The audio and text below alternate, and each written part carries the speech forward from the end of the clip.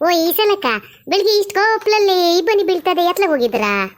ಅದು ನೀ ಅಂತ ಹೇಳಿದ್ರೆ ನೀವು ನಗಾಡ್ತೀರಾ. ನಮ್ಮನೆ ಹುಡುಗರು ಅಮ್ಮ ನೀ ದಪ್ಪಾಗಿದ್ಯಾ ವಾಕ್ ಮಾಡು ಅಂತಾರೆ. ಎಂತ ವಾಕ್ ಮಾಡೋದು ಅಂತ ಕೇಳ್ರೆ ಸುತ್ತ ಬರೋದಂತೆ, ನಡ್ಕೊಂಡು ಹೋಗೋದಂತೆ. ನಂಗೆ ಮತ್ತೆ ಎಲ್ಲಿಗೆ ಹೋಗೋದು ಗೊತ್ತಾಗಲ್ಲ. ಅದಕ್ಕೆ ತೋಟಕ್ಕೆ ಗದ್ದಿಗಾರ ಹೋಗಿ ಬರೋಣ ಅಂತೇಳಿ ಬಂದೆ ಕಣ್ರ. ಹೌದು, ಮತ್ತೆ ಅವ್ರು ಹೇಳೋದು ಸರಿನೇ ಕಣ್ರಿ. ಸ್ವಲ್ಪ ಓಡಾಡ್ತಾರೆ, ಇದು ಮಾಡ್ತಾ ಇದ್ರೆ, ಕೆಲಸ ಮಾಡ್ತಾ ಇದ್ರೆ ಮೈಕೈ ಗಟ್ಟಿಯಾಗಿರ್ತದೆ. ಇಲ್ಲ ಚೂರು ಸೋಮರ್ತನ ಬಂತು ಅಂದರೆ ಮೂಲೆ ಸೇರುದೆ. ಅದು ಬೇರೆ, ಈಗಂತ ಕೊರೋನಾ ಬೇರೆ ಬಂದದಂತಲ್ಲ.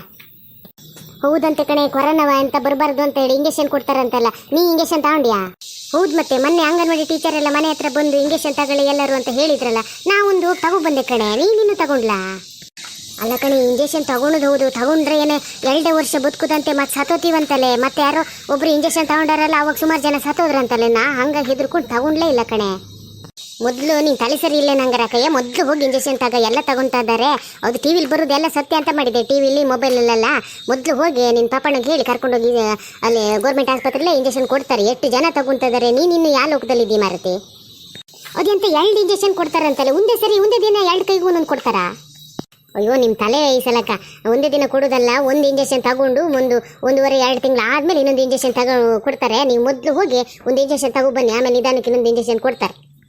ಹಂಗಾರೆ ನಾ ಹೋಗ್ತೀನಿ ಮಾರತಿ. ನಾನು ಇವರಿಗೂ ನಮ್ಮನೇಲಿ ಇವರು ಇಂಜೆಕ್ಷನ್ ತಗೊಂಡ್ಲ. ನಾನಾರು ಬಿಡು, ನಾ ಪೇಟೆ ಪಟ್ಟಣಕ್ಕೆಲ್ಲ ಎಲ್ಲೂ ಹೋಗುದಿಲ್ಲ, ಮನೇಲೇ ಇರೋದು. ತೋಟ ಆಯ್ತು, ಗದ್ದೆ ಆಯ್ತು, ಇವ್ರು ಎಲ್ಲ ಕಡೆ ತಿರುಗ್ತಿರ್ತಾರೆ. ಹಂಗಾರೆ ಇವ್ರನ್ನ ಕರ್ಕೊಂಡು ಇಂಜೆಕ್ಷನ್ ತಗೊಂಡು ಹೋಗ್ತೀನಿ. ಎಂತ ಜ್ವರ ಎಲ್ಲ ಬರ್ತದಂತೆ, ಮೈಕೈ ನೋವು ಬರ್ತದಂತೆ. ನಂಗೆ ಅದೇ ಹೆದರಿಕೆ ಮಾರತ್ತೆ.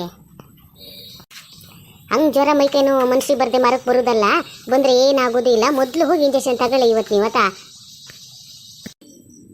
ಎಲ್ರಿಗೂ ನಮಸ್ಕಾರ.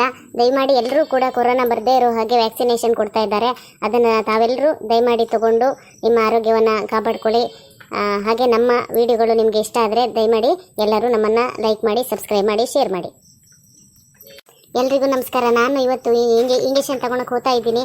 ನೀವು ಅಷ್ಟೇ ಆದಷ್ಟು ಈಗ 45 ವರ್ಷದ ಮೇಲಿನವರಿಗೆಲ್ಲ ಕೊಡ್ತಾ ಇದ್ದಾರಂತಲ್ಲ ಇಂಜೆಕ್ಷನ್ನು. ಎಲ್ಲರೂ ಇಂಜೆಕ್ಷನ್ ತಗೊಳ್ಳಿ, ಮನೇಲಿ ಹುಷಾರಾಗಿರಿ ಆಯ್ತಾ.